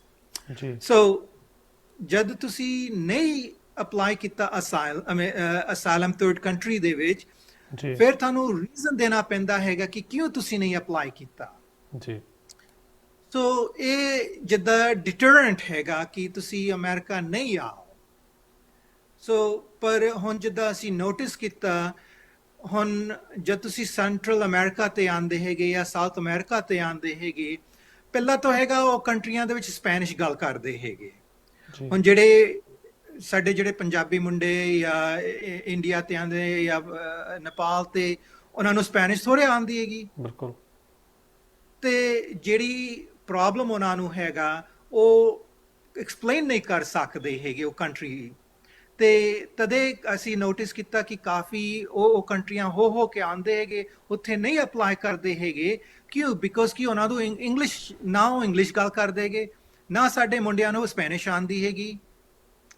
ਤੇ ਇਹ ਰੀਜ਼ਨ ਫਿਰ ਅਸੀਂ ਕੋਰਟ ਨੂੰ ਵੀ ਦੱਸਿਆ ਕਿ ਜਦ ਲੈਂਗੁਏਜ ਬੈਰੀਅਰ ਹੈਗਾ ਤੇ ਇਹ ਜਿਹੜਾ ਥਰਡ ਕੰਟਰੀ ਰੂਲ ਹੈਗਾ ਇਹ ਐਕਸਕਲੂਡ ਕਰਨਾ ਚਾਹੀਦਾ ਜੀ। ਤੋ ਇਹ ਹੋਇਆ ਸੀ 2019 ਦੇ ਵਿੱਚ, ਤੇ ਅੱਗੇ ਜਾ ਕੇ ਫਿਰ ਹੋਰ ਵੀ ਰੂਲ ਚੇਂਜ ਹੋਏ ਹੈਗੇ ਅਸਾਈਲਮ ਦਾ, ਜਿਹੜਾ ਅਸੀਂ ਅੱਗੇ ਜਾ ਕੇ ਹੁਣ ਗੱਲ ਵੀ ਕਰਨਾ ਹੈਗਾ। ਪਰ ਉਹਦੇ ਬਾਅਦ ਫਿਰ ਇੱਕ ਜਿਹੜਾ ਰੂਲ ਹੋਇਆ ਸੀ ਉਹ ਰਿਹਾ ਅਕਤੂਬਰ 2019 ਦੇ ਵਿੱਚ, ਪਬਲਿਕ ਚਾਰजेस। ਹਾਂਜੀ, ਉਹ ਹੈ ਪਬਲਿਕ ਚਾਰजेस। ਪਬਲਿਕ ਚਾਰਜ ਦਾ ਮਤਲਬ ਸੀ, ਹੁਣ ਦੇਖੋ ਜਦ ਤੁਸੀਂ ਪਟੀਸ਼ਨ ਕਰਦੇ ਹੈਗੇ ਫੈਮਿਲੀ ਦਾ ਜਾਂ ਸਪਾਊਸ ਦਾ ਅਮਰੀਕਾ ਆਉਣ ਲਈ, ਇੱਕ ਚੀਜ਼ ਤੁਹਾਨੂੰ ਦੇਣਾ ਪੈਂਦਾ ਹੈਗਾ ਐਫੀਡੇਵਿਟ ਆਫ ਸਪੋਰਟ। ਉਹਦੇ ਨਾਲ ਤੁਸੀਂ ਦਿੰਦੇ ਹੈਗੇ ਟੈਕਸ ਰਿਟਰਨ, ਤੁਹਾਡਾ ਐਫੀਡੇਵਿਟ ਜਿਹੜੀ ਅਗਰੀਮੈਂਟ ਤੁਸੀਂ ਸਾਈਨ ਕੀਤਾ ਉਹ ਇਮੀਗ੍ਰੇਸ਼ਨ ਨੂੰ ਦਿੰਦੇ ਹੈਗੇ। ਜੀ ਪਰ ਉਹ ਇਨਫੋਰਸ ਨਹੀਂ ਹੁੰਦਾ ਸੀ, ਮੀਨਿੰਗ ਕਿ ਤੁਸੀਂ ਸਾਈਨ ਕਰਕੇ ਦੇ ਦਿੱਤਾ ਤੇ ਨਾਲੇ ਟੈਕਸ ਪੇਪਰਸ ਦੇ ਦਿੱਤਾ। ਫਿਰ ਅਮਰੀਕਨ ਗਵਰਨਮੈਂਟ ਨੇ ਨੋਟਿਸ ਕੀਤਾ ਕਿ ਕਾਫੀ ਆ ਕੇ ਅਪਲਾਈ ਕਰਦੇ ਹੈਗੇ ਫੂਡ ਸਟੈਂਪ, ਉਹ ਪਬਲਿਕ ਬੈਨੀਫਿਟ ਹੈਗਾ, ਫ੍ਰੀ ਹਾਊਸਿੰਗ ਲੈਂਦੇ ਹੈਗੇ, ਉਹਨੂੰ ਅਸੀਂ ਕਹਿੰਦੇ ਕਿ ਸੈਕਸ਼ਨ 8 ਪਬਲਿਕ ਹਾਊਸਿੰਗ। ਤੇ ਇਹ ਜਿਹੜੀ ਵੈਲਫੇਅਰ ਪ੍ਰੋਗਰਾਮ ਹੈਗੀ ਤੇ ਇਹ ਫਿਰ ਜਿੱਦਾਂ ਟੈਕਸ ਪੇਅਰਸ ਪੇ ਕਰਦੇ ਹੈਗੇ, ਪਰ ਜਿਨ੍ਹਾਂ ਨੇ ਪਟੀਸ਼ਨ ਕੀਤਾ ਸੀ ਉਹ ਰਿਸਪੌਂਸਿਬਿਲਿਟੀ ਤਾਂ ਉਹਨਾਂ ਨੂੰ ਚਾਹੀਦਾ ਹੈ, ਉਹਨਾਂ ਨੇ ਅਗਰੀਮੈਂਟ ਸਾਈਨ ਕੀਤਾ। ਤੋ ਇਹ ਜਿਹੜਾ ਪਬਲਿਕ ਚਾਰਜ ਹੈਗਾ ਇਹ ਹੁਣ ਜਿਹੜਾ ਸ਼ੁਰੂ ਹੋਇਆ ਸੀ ਲਾਸਟ ਈਅਰ ਅਕਤੂਬਰ 2019 ਦੇ ਵਿੱਚ, ਇਨ ਬਿਟਵੀਨ ਚੈਲੰਜ ਵੀ ਹੋਇਆ ਸੀ ਕੋਰਟ ਦੇ ਵਿੱਚ, ਪਰ ਕੋਰਟ ਨੇ ਵੀ ਅਗਰੀ ਕੀਤਾ ਕਿ ਹਾਂ ਇਹ ਜਿਹੜਾ ਪਬਲਿਕ ਚਾਰਜ ਹੈਗਾ ਅਸੀਂ ਕੰਟੀਨਿਊ ਕਰਨਾ ਹੈਗਾ। ਸੋ ਅੰਡਰ ਇਹ ਪਬਲਿਕ ਚਾਰਜ ਦੇ ਵਿੱਚ ਜਦ ਕੋਈ ਤੁਹਾਡਾ ਬੈਨੀਫੀਸ਼ੀਅਰੀ ਜਿਨ੍ਹਾਂ ਦੇ ਤੁਸੀਂ ਪਟੀਸ਼ਨ ਕੀਤਾ, ਜਿਹੜੇ ਬੈਨੀਫੀਸ਼ੀਅਰੀ ਅਮਰੀਕਾ ਆ ਕੇ ਪਬਲਿਕ ਬੈਨੀਫਿਟ ਲਿੱਤਾ ਤੇ ਜਿਨ੍ਹਾਂ ਨੇ ਅਗਰੀਮੈਂਟ ਸਾਈਨ ਕੀਤਾ ਸੀ ਐਫੀਡੇਵਿਟ ਸਪੋਰਟ, ਉਹਨਾਂ ਨੂੰ ਅਸੀਂ ਬਿੱਲ ਭੇਜ ਸਕਦੇ ਹੈਗੇ, ਕਿਉਂਕਿ ਜਿਹੜੇ ਐਫੀਡੇਵਿਟ ਸਪੋਰਟ ਹੈਗਾ ਉਹ ਹੈਗਾ ਕੰਟਰੈਕਟ ਪਟੀਸ਼ਨਰ ਦੇ ਨਾਲ ਤੇ ਅਮਰੀਕਨ ਗਵਰਨਮੈਂਟ ਦੇ ਨਾਲ। ਇਹ ਜਿਹੜਾ ਕੰਟਰੈਕਟ ਹੈਗਾ ਕਿ ਤੁਸੀਂ ਰਿਸਪੌਂਸਿਬਿਲਿਟੀ ਲੈਣਾ ਹੈਗਾ, ਇਹ ਜਿਹੜਾ ਬੈਨੀਫਿਟ ਜਿਹੜੇ ਲੈਂਦੇ ਹੈਗੇ ਇਹ ਤੁਹਾਡੇ ਸਿਰ ਤੇ ਹੁਣ ਪੈਣਾ ਹੈਗਾ। ਸੋ ਇਹ ਹੋਇਆ ਸੀ ਬਾਅਦ ਅਕਤੂਬਰ 2019 ਦੇ ਵਿੱਚ। ਇਹਦੇ ਵਿੱਚ ਮੈਂ ਤੁਹਾਡੀ ਗੱਲ ਟੁੱਕਦਾ, ਜਿਹੜੇ ਬੰਦੇ ਨੇ ਮੰਨ ਲਓ ਵੀ ਮੈਨੂੰ ਕਿਸੇ ਨੇ ਬੁਲਾ ਲਿਆ ਇੱਧਰ ਅਮਰੀਕਾ ਦੇ ਵਿੱਚ ਹੈ ਨਾ, ਉਹ ਮੈਨੂੰ ਮੇਰੀ ਪਟੀਸ਼ਨ ਜਿਹਨੇ ਪਾਈ ਸੀਗੀ ਉਹਦਾ ਐਫੀਡੇਵਿਟ ਲਾਤਾ ਵੀ ਹਾਂ ਠੀਕ ਆ ਆ ਵਿਲ ਟੇਕ ਕੇਅਰ, ਮੈਂ ਇਹਦੀ ਸੰਭਾਲ ਕਰਾਂਗਾ ਸਾਰੇ ਕਿ, ਪਰ ਮੈਂ ਗੌਰਮੈਂਟ ਤੋਂ ਜਿਹੜੀਆਂ ਹੈਗੀਆਂ ਉੱਥੋਂ ਫੂਡ ਸਟੈਂਪਸ ਵੀ ਲੈ ਲਈਆਂ, ਫ੍ਰੀ ਹਾਊਸਿੰਗ ਵੀ ਲੈ ਲਈ, ਲੋ ਇਨਕਮ ਵੀ ਲੈ ਲਈ ਹੈ ਨਾ, ਕਾਫੀ ਬੈਨੀਫਿਟਸ ਲੈ ਲਏ, ਪਰ ਜਦੋਂ ਮੈਂ ਇੱਥੇ ਗ੍ਰੀਨ ਕਾਰਡ ਅਪਲਾਈ ਕਰਾਂਗਾ ਜਾਂ ਇੱਥੇ ਦੀ ਨਾਗਰਿਕਤਾ ਲੈਣ ਲਈ ਅਪਲਾਈ ਕਰਾਂਗਾ, ਸੋ ਉਦੋਂ ਉਹ ਡਾਕੂਮੈਂਟੇਸ਼ਨ ਸਾਰੇ ਸਾਹਮਣੇ ਆ ਜਾਣੇ ਤੇ ਫਿਰ ਉਸ ਟਾਈਮ ਤੇ ਮੇਰੇ ਤੇ ਉਹ ਕੀ ਐਕਸ਼ਨ ਲੈਣਗੇ ਤੇ ਜਿਹਨੇ ਮੇਰੀ ਪਟੀਸ਼ਨ ਸਾਈਨ ਕੀਤੀ ਸੀ ਉਹਦੇ ਤੇ ਕੀ ਐਕਸ਼ਨ ਹੋ ਸਕਦਾ, ਕੀ ਬਿੱਲ ਕੌਣ ਭਰੇਗਾ ਉਹਦੇ, ਜੋ ਵੀ ਉਹ ਸਿਟੀਜ਼ਨ ਹੋਣ ਤੋਂ ਬਾਅਦ ਦੇ ਜਾਂ ਉਸ ਤੋਂ ਪਹਿਲਾਂ? ਰਾਈਟ, ਸੋ ਇਹਦਾ ਦੋ ਪਾਰਟ ਹੈਗਾ। ਪਹਿਲਾ ਹੈਗਾ ਕਿ ਜਿਹੜਾ ਬਿੱਲ ਹੈਗਾ ਉਹ ਬਿੱਲ ਪਟੀਸ਼ਨਰ ਨੂੰ ਭੇਜ ਵੀ ਸਕਦੇ, ਕਿਉਂਕਿ ਜਿਹੜਾ ਐਫੀਡੇਵਿਟ ਹੈਗਾ ਉਹ ਇੱਕ ਕੰਟਰੈਕਟ ਹੈਗਾ, ਉਹ ਲੀਗਲ ਬਾਈਂਡਿੰਗ ਕੰਟਰੈਕਟ ਹੈਗਾ ਜੀ। ਜਦ ਤੱਕ ਉਹ ਬੈਨੀਫੀਸ਼ੀਅਰੀ 40 ਕੁਆਰਟਰ ਅਮਰੀਕਾ ਦੇ ਵਿੱਚ ਕੰਮ ਨਹੀਂ ਕੀਤਾ, ਉਹ ਹੈਗਾ 10 ਸਾਲ ਤੱਕ ਉਹਨਾਂ ਨੇ 10 ਸਾਲ ਅਮਰੀਕਾ ਵਿੱਚ ਕੰਮ ਨਹੀਂ ਕੀਤਾ, ਨਾ ਉਹ ਯੂਐਸ ਸਿਟੀਜ਼ਨ ਹੋਏ, ਉਹ ਨਾ ਉਹਨਾਂ ਨੇ ਵਾਪਸ ਗਏ, ਤੇ ਜਿਹੜਾ ਪਟੀਸ਼ਨਰ ਹੈਗਾ ਉਹ ਪਟੀਸ਼ਨਰ ਰਿਸਪੌਂਸਿਬਲ ਹੈਗਾ ਜੀ। ਪਟੀਸ਼ਨਰ ਹੁਣ ਰਿਸਪੌਂਸਿਬਲ ਹੈਗਾ ਤੇ ਇਹਦਾ ਮਤਲਬ ਕਿ ਉਹ ਜਿਹੜਾ ਕੰਟਰੈਕਟ ਹੈਗਾ ਗਵਰਨਮੈਂਟ ਇਨਫੋਰਸ ਕਰ ਸਕਦੇ ਹੈਗੇ, ਠੀਕ ਹੈ। ਸੋ ਉਹ ਨੰਬਰ 1 ਹੈਗਾ। ਦੂਜਾ ਇਸ਼ੂ ਇਹ ਹੈਗਾ ਕਿ ਹੁਣ 10 ਸਾਲ ਕਿੰਨਾ ਟਾਈਮ ਹੈਗਾ, ਹੁਣ ਫੈਮਿਲੀ ਮੈਂਬਰਸ ਇਨ ਬਿਟਵੀਨ ਗੱਲਾਂ ਬਾਤਾਂ ਲੜਾਈ ਵੀ ਹੋ ਜਾਂਦੀਆਂ ਹੈਗੀਆਂ ਜੀ, ਫਿਰ ਕਹਿੰਦੇ ਕਿ ਉਹ ਹਾਂ ਅਸੀਂ ਉਹਨਾਂ ਦਾ ਐਫੀਡੇਵਿਟ ਭਰ ਕੇ ਦਿੱਤਾ ਸੀ ਪਰ ਹੁਣ ਉਹ ਨਾ ਸਾਡੇ ਨਾਲ ਗੱਲ ਕਰਦੇ ਹੈਗੇ, ਉਹ ਨਾਰਾਜ਼ ਹੈਗੇ, ਤੇ ਇਹ ਅਸੀਂ ਨੋਟਿਸ ਕੀਤਾ ਇਹ ਕਾਫੀ ਜਿੱਦਾਂ ਐਕਸਕਿਊਜ਼ ਹੁੰਦੇ ਹੈਗੇ। ਕੋਈ ਫਰਕ ਨਹੀਂ ਪੈਂਦਾ ਤੁਸੀਂ ਨਾਰਾਜ਼ ਹੈਗੇ ਹੋ ਜਾਂ ਅਪਸੈਟ ਹੈਗੇ ਜਾਂ ਤੁਸੀਂ ਗੱਲ ਨਹੀਂ ਕਰਦੇ, ਉਹ ਜਿਹੜਾ ਅਗਰੀਮੈਂਟ ਤੁਸੀਂ ਸਾਈਨ ਕੀਤਾ ਉਹ ਲੀਗਲ ਅਗਰੀਮੈਂਟ ਹੈਗਾ, ਉਹ ਤੁਹਾਡੇ ਉੱਪਰ ਇਨਫੋਰਸ ਹੋਣਾ ਹੈਗਾ ਪਟੀਸ਼ਨਰ ਦੇ ਉੱਪਰ ਜੀ। ਸੋ ਇਹ ਹੋਇਆ ਸੀ ਅਬਾਊਟ ਅਕਤੂਬਰ 2019। ਅਗੇਨ ਇਹਦਾ ਹੋਇਆ ਚਿਲਿੰਗ ਇਫੈਕਟ। ਜਿਹੜਾ ਚਿਲਿੰਗ ਇਫੈਕਟ ਦਾ ਮਤਲਬ ਹੈਗਾ ਕਿ ਉਹ ਜਦ ਮੈਨੂੰ ਹੁਣ ਪਤਾ ਲੱਗ ਗਿਆ ਕਿ ਪਬਲਿਕ ਚਾਰਜ ਕਿ ਅੱਗੇ ਜਾ ਕੇ ਬਿੱਲ ਮੈਨੂੰ ਆ ਸਕਦੀ ਤੇ ਮੈਂ ਪਟੀਸ਼ਨ ਕਿਉਂ ਕਰਾਂ? ਬਿਲਕੁਲ, ਜ਼ਿੰਮੇਵਾਰੀ ਕਿਉਂ ਲਵਾਂ ਮੈਂ? ਰਾਈਟ, ਰਿਸਪੌਂਸਿਬਿਲਿਟੀ ਮੈਂ ਕਿਉਂ ਲੈਵਾਂ? ਸੋ ਅਸੀਂ ਨੋਟਿਸ ਕੀਤਾ ਅਰਾਊਂਡ ਉਹ ਟਾਈਮ ਦੇ ਵਿੱਚ ਜਿਹੜੇ ਫੈਮਿਲੀ ਪਟੀਸ਼ਨ, ਬ੍ਰਦਰ ਸਿਸਟਰ ਜਾਂ ਬੱਚਿਆਂ ਦਾ ਪਟੀਸ਼ਨ, ਅਸੀਂ ਨੋਟਿਸ ਕੀਤਾ ਉਹਦਾ ਡਿਕਲਾਈਨ ਹੋਇਆ। ਕਿ ਇਹ ਰਿਹਾ ਚਿਲਿੰਗ ਇਫੈਕਟ ਕਿ ਦੇਖੋ ਹਾਂ ਉਹ ਉਹਨਾਂ ਨੂੰ ਅਸੀਂ ਪਟੀਸ਼ਨ ਕਰ ਦੇਣਾ ਹੈਗਾ, ਉਹ ਅਮਰੀਕਾ ਆ ਜਾਣਾ ਹੈਗਾ, ਤੇ ਹੁਣ ਜਦੋਂ ਉਹਨਾਂ ਦਾ ਸਾਡੀ ਲੜਾਈ ਹੋ ਗਈ ਉਹਨਾਂ ਨੇ ਗੱਲ ਨਹੀਂ ਕੀਤਾ, ਫਿਰ ਅਸੀਂ ਕਿਉਂ ਬਿੱਲ ਭਰੀਏ ਜੀ। ਤੇ ਇਹ ਰਿਹਾ ਚਿਲਿੰਗ ਇਫੈਕਟ ਕਿ ਹੁਣ ਅਸੀਂ ਪਟੀਸ਼ਨ ਨਹੀਂ ਕਰਨਾ ਹੈਗਾ, ਈਵਨ ਦੋ ਅਸੀਂ ਕੁਆਲੀਫਾਈਡ ਹੈਗੇ, ਅਸੀਂ ਸਿਟੀਜ਼ਨ ਹੈਗੇ, ਸਾਡਾ ਭਰਾ ਭੈਣ ਬੱਚੇ ਅਸੀਂ ਪਟੀਸ਼ਨ ਕਰ ਸਕਦੇ ਹੈਗੇ, ਪਰ ਇਹ ਡਰ ਦੇ ਕਾਰਨ ਜੀ ਅਸੀਂ ਨਹੀਂ ਕਰਨਾ ਹੈ। ਰਾਈਟ। ਸੋ ਰੂਲ ਗੁੱਡ ਵੀ ਰਹਿੰਦਾ ਹੈਗਾ, ਬੈਡ ਵੀ ਰਹਿੰਦਾ ਹੈਗਾ। ਅਨਫੋਰਚੂਨੇਟਲੀ ਇਹ ਸਿਚੁਏਸ਼ਨ ਦੇ ਵਿੱਚ ਕਿ ਜਿਹੜਾ ਨੈਗੇਟਿਵ ਸੀ, ਇਹ ਈਵਨ ਦੋ ਤੁਸੀਂ ਕੁਆਲੀਫਾਈਡ ਹੁੰਦੇ ਸੀ, ਤੁਸੀਂ ਅਪਲਾਈ ਕਰ ਸਕਦੇ, ਪਰ ਬਿਕੋਜ਼ ਕਿ ਇਹ ਜਿਹੜਾ ਨੈਗੇਟਿਵ ਸਾਈਡ ਸੀ, ਬੰਦੇ ਡਿਸਕਰੇਜ ਹੋ ਗਏ ਸੀ ਅਪਲਾਈ ਕਰਨੇ ਲਈ। ਜੀ ਜੀ ਜੀ। ਤੇ ਫਿਰ ਉਹਦੇ ਬਾਅਦ ਹਾਂਜੀ ਜੀ ਕੰਪਲੀਟ ਕਰੋ ਤੁਸੀਂ। ਤੇ ਉਹਦੇ ਬਾਅਦ ਫਿਰ ਕੋਵਿਡ-19 ਸ਼ੁਰੂ ਹੋ ਗਿਆ। ਜੀ ਤੇ ਅਮਰੀਕਾ ਦੇ ਵਿੱਚ ਜਿੱਦਾਂ ਜਿਹੜੇ ਰੂਲਸ ਆਏ ਸੀ ਕੋਵਿਡ ਦੇ ਜੀ। ਕਾਰਨ, ਜੀ। ਇਹ ਹੋਇਆ ਬੰਦ ਕਰਨੇ ਨੂੰ ਅਮਰੀਕਨ ਗਵਰਨਮੈਂਟ, ਕਿ ਜਿਹੜੇ ਬੰਦੇ ਬਾਹਰ ਹੈਗੇ ਉਹ ਅਮਰੀਕਾ ਵਿੱਚ ਅੰਦਰ ਨਹੀਂ ਆ ਸਕਦੇ। ਤੋ ਇਹਦਾ ਜੀ। ਦੋ ਸਟਾਈਲ ਲਾਅ ਹੈਗੇ। ਇੱਕ ਹੈਗਾ ਕਿ ਬੰਦੇ ਅਮਰੀਕਾ ਨਹੀਂ ਆ ਸਕਦੇ, ਤੇ ਦੂਜਾ ਹੈਗਾ EMPLOYMENT। ਜੀ ਸੋ ਹੁਣ ਇਹ ਹੋਇਆ ਸੀ ਅਬਾਊਟ ਮਾਰਚ 2020 ਦੇ ਵਿੱਚ। 22nd I think. ਸੋ ਹੁਣ ਜਿਹੜਾ ਕੋਵਿਡ-19 ਜਿਹੜੇ ਦੂਜੇ ਕੰਟਰੀਆਂ ਦੇ ਵਿੱਚ, ਚੀਨਾ ਦੇ ਵਿੱਚ ਜਾਂ ਇਟਲੀ, ਸਪੇਨ ਦੇ ਵਿੱਚ, ਉੱਥੇ ਪਹਿਲੇ ਨਿਊਜ਼ ਆ ਗਈ ਸੀ ਕਿ ਜਿਹੜੀ ਬੰਦੇ ਕਾਫੀ ਇਨਫੈਕਟਡ ਹੋਏ ਸੀ। ਪਰ ਜੀ। ਅਮਰੀਕਾ ਟੈਕਨੀਕਲੀ ਬੰਦ ਹੋਇਆ ਸੀ ਮਾਰਚ ਦੇ ਵਿੱਚ। ਜੀ। ਤੇ ਜਿੱਦਾਂ ਅਮਰੀਕਾ ਬੰਦ ਹੋਇਆ ਮਾਰਚ 20 ਤਾਰੀਖ 2020 ਦੇ ਵਿੱਚ ਪ੍ਰੈਜ਼ੀਡੈਂਟ ਟਰੰਪ ਨੇ ਜਿਹੜੀ US ਐਮਬੈਸੀ ਹੈਗੀ ਬੰਦ ਕਰ ਦਿੱਤਾ। ਜੀ ਜਿਨ੍ਹਾਂ ਦਾ ਇੰਟਰਵਿਊ ਸਕੇਜੂਲ ਸੀ, ਉਹਨਾਂ ਦਾ ਇੰਟਰਵਿਊ ਕੈਂਸਲ ਹੋਇਆ, ਨੰਬਰ 1। ਨੰਬਰ ਜੀ। 2, ਇਮੀਗ੍ਰੈਂਟ ਵੀਜ਼ਾ ਤੁਸੀਂ ਅਪਲਾਈ ਨਹੀਂ ਕਰ ਸਕਦੇ। ਤੇ ਇਹ ਜਿਹੜਾ ਰੂਲ ਸੀ, ਇਹ ਸਸਪੈਂਡ ਕਰਨੇ ਲਈ ਸ਼ੁਰੂ ਕੀਤਾ ਸੀ। ਪਰ ਜਿਹੜਾ ਰੀਅਲ ਇੰਪੈਕਟ ਹੋਇਆ ਸੀ ਉਹ ਅੱਗੇ ਜਾ ਕੇ ਹੋਇਆ ਸੀ ਅਪ੍ਰੈਲ ਦੇ ਵਿੱਚ, ਅਪ੍ਰੈਲ 22 2020 ਦੇ ਵਿੱਚ। 2020 ਚ। ਜੀ ਇਹ ਜਿਹੜਾ ਰੂਲ ਸੀ ਇਹ ਰਿਹਾ 60 ਡੇ ਲਈ, ਕਿ ਨੋ ਇਮੀਗ੍ਰੈਂਟ ਵੀਜ਼ਾ, ਕਿ ਕੋਈ ਤੁਸੀਂ ਅਮਰੀਕਾ ਵਿੱਚ ਨਹੀਂ ਆ ਸਕਦੇ। ਜੀ ਇਹ ਟਾਈਮ ਅਪ੍ਰੈਲ 2020 ਦੇ ਵਿੱਚ। ਹੁਣ ਅਮਰੀਕਾ ਦੇ ਵਿੱਚ ਜਿਹੜਾ ਕੋਵਿਡ ਨੰਬਰ ਸੀ ਥੋੜਾ ਹਾਈ ਰਿਹਾ। ਜੀ ਨਿਊਯਾਰਕ ਦੇ ਵਿੱਚ ਕਾਫੀ ਹੋਇਆ ਸੀ, ਕੈਲੀਫੋਰਨੀਆ, ਸੀਐਟਲ ਦੇ ਵਿੱਚ ਜਿਹੜਾ ਇਨਕਰੀਜ਼ ਹੋਇਆ ਸੀ ਕੋਵਿਡ ਦੇ। ਜੀ ਸੋ ਪਹਿਲਾ ਰੂਲ ਸੀ ਕਿ ਜਿੰਨੇ ਸਾਰੇ US ਐਮਬੈਸੀ ਅਸੀਂ ਬੰਦ ਕਰ ਦੇਣਾ, ਉਹ ਜੀ। ਨੰਬਰ 1। ਤੇ ਉਹਦਾ ਜੀ। ਮਤਲਬ ਇਹ ਵੀ ਹੋਏਗਾ ਕਿ ਜਿਨ੍ਹਾਂ ਦਾ interview, tourist visa, EMPLOYMENT visa, ਜਿਹੜਾ ਚੀਜ਼ ਹੈਗਾ ਸਾਰਾ ਕੁਝ ਬੰਦ।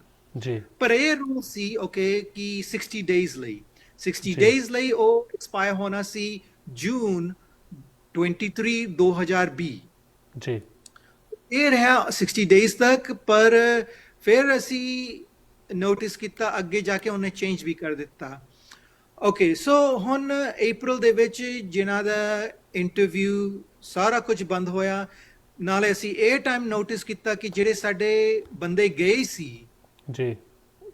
ਗਏ ਸੀ ਨਵੰਬਰ ਦੇ ਵਿੱਚ ਲੋਹੜੀ ਲਈ, ਨਵੇਂ ਸਾਲ ਦੇ ਲਈ, ਕ੍ਰਿਸਮਸ ਜੀ। ਲਈ, ਇਹ ਇਕੱਲੇ ਇਹ ਇੰਡੀਆ ਦਾ ਨਹੀਂ ਹੈਗਾ, ਮੀਨ ਕਿ ਫਿਲੀਪੀਨ ਦਾ ਵੀ ਸੀ, ਯੂਰਪ ਦਾ ਵੀ ਸੀ, ਸਾਊਥ ਅਮਰੀਕਾ।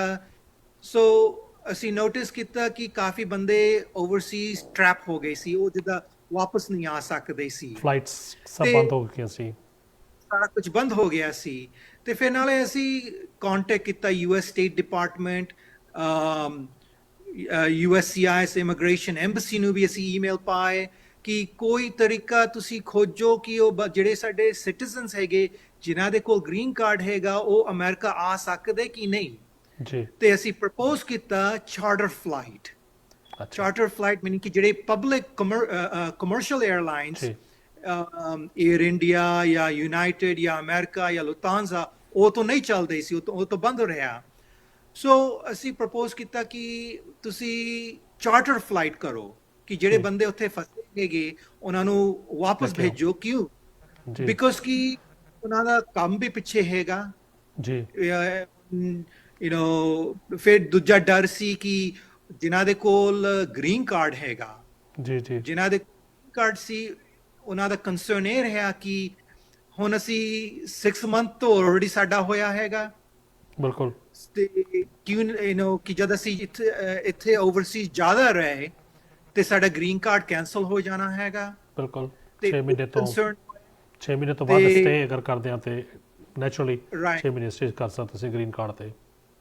ਰਾਈਟ ਸੋ ਉਹ ਟਾਈਮ ਅਸੀਂ ਨੋਟਿਸ ਕੀਤਾ ਕਿ ਸਾਨੂੰ ਸਵੇਰ ਨੂੰ 5 ਵਜੇ 4 ਵਜੇ ਸਾਨੂੰ WhatsApp ਤੇ ਮੈਸੇਜ ਕਰਦੇ ਜਿਹੜੇ ਸਾਡੇ ਕਲਾਇੰਟ ਹੈਗੇ ਕਿ ਅਸੀਂ ਫਸ ਗਏ, ਅਸੀਂ ਆ ਨਹੀਂ ਸਕਦੇ, ਪਲੀਜ਼ ਸਾਨੂੰ ਹੈਲਪ ਕਰੋ ਕਿ ਸਾਡਾ ਗ੍ਰੀਨ ਕਾਰਡ ਐਕਸਪਾਇਰ ਹੋਣ ਲੱਗ ਗਏ ਤੇ ਨਾ ਐਮਬੈਸੀ ਖੋਲਿਆ ਹੈਗਾ, ਨਾ ਸਾਨੂੰ ਕੋਈ ਅਸੀਂ ਕੋਈ ਨੂੰ ਕੰਟੈਕਟ ਕਰ ਸਕਦੇਗੇ।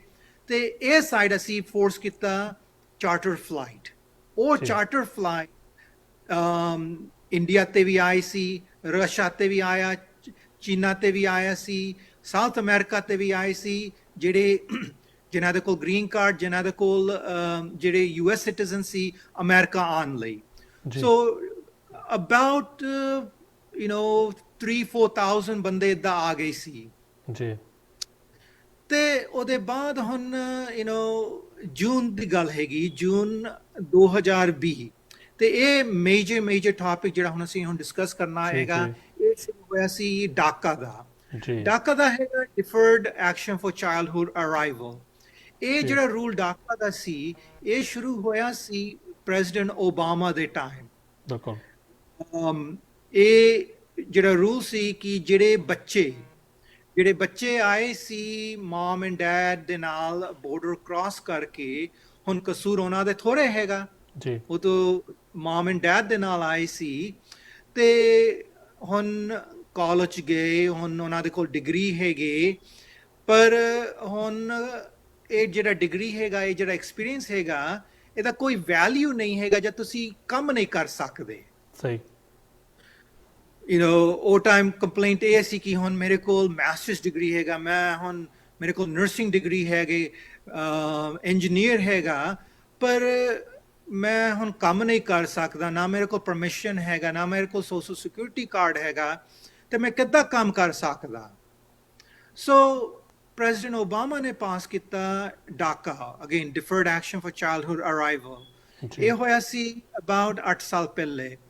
ਤੇ ਇਹ ਜਿਹੜਾ ਰੂਲ ਸੀ ਕਿ ਜਦ ਤੁਸੀਂ ਅਮਰੀਕਾ ਆਏ ਸੀ ਬੱਚੇ, ਜੇ ਤੁਸੀਂ ਬੱਚੇ ਸੀ ਮਮ ਐਂਡ ਡੈਡ ਦੇ ਨਾਲ, ਕਸੂਰ ਜੀ। ਤੁਹਾਡਾ ਨਹੀਂ ਹੈ, ਬਿਲਕੁਲ ਤੇ ਅਸੀਂ ਤੁਹਾਨੂੰ ਪਰਮਿਸ਼ਨ ਦੇਣਾ ਹੈਗਾ ਅਮਰੀਕਾ ਦੇ ਵਿੱਚ ਲੀਗਲੀ ਕੰਮ ਕਰਨੇ ਲਈ।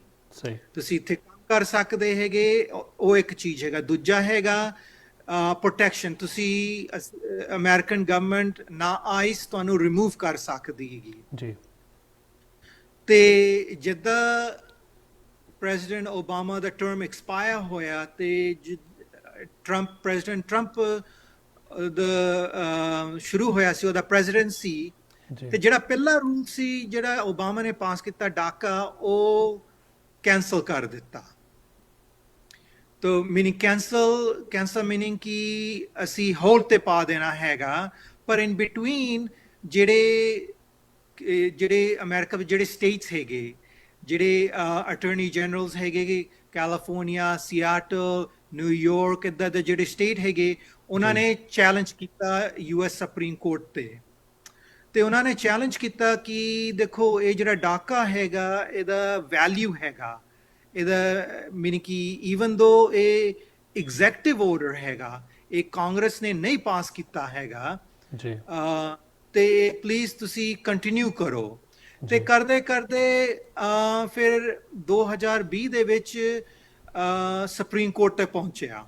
ਜੀ ਸੁਪਰੀਮ ਕੋਰਟ ਨੇ ਦੱਸਿਆ ਕਿ ਓਕੇ, ਇਹ ਜਿਹੜਾ ਡਾਕਾ ਹੈਗਾ, ਇਹ ਅਸੀਂ ਕੰਟੀਨਿਊ ਕਰਨਾ ਹੈਗਾ, ਜੀ ਪਰ ਇਹ ਜਿਹੜਾ ਡਾਕਾ ਹੈਗਾ, ਇਹ ਅਸੀਂ ਅਪਰੂਵ ਕੀਤਾ ਔਨ ਟੈਕਨੀਕਲ ਗਰਾਊਂਡ।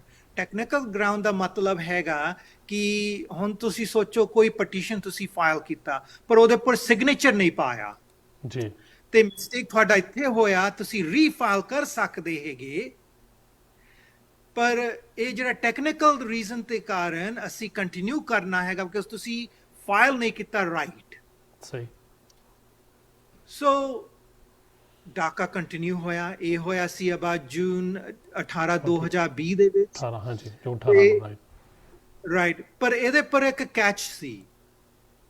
ਅਸੀਂ ਟਰੰਪ ਨੇ ਦੱਸਿਆ ਕਿ ਹਾਂ ਅਸੀਂ ਰੀਫਾਈਲ ਕਰਨਾ ਹੈਗਾ ਬੰਦ ਕਰਨੇ ਲਈ, ਪਰ ਜਿਨ੍ਹਾਂ ਨੇ ਆਲਰੇਡੀ ਅਪਲਾਈ ਕੀਤਾ ਸੀ ਡਾਕਾ ਉਹ ਰਿਨਿਊ ਕਰ ਸਕਦੇ, ਪਰ ਨਿਊ ਐਪਲੀਕੈਂਟਸ ਉਹ ਨਹੀਂ ਕਰ ਸਕਦੇ ਹੈਗੇ। ਤੁਸੀਂ ਆਲਰੇਡੀ ਮੀਨਿੰਗ ਕਿ ਤੁਹਾਨੂੰ ਆਲਰੇਡੀ ਵਰਕ ਪਰਮਿਟ ਮਿਲਦਾ ਸੀ ਡਾਕਾ ਥਰੂ, ਉਹ ਤੁਸੀਂ ਕੰਟੀਨਿਊ ਕਰ ਸਕਦੇ, ਪਰ ਨਿਊ ਐਪਲੀਕੈਂਟਸ ਨਹੀਂ।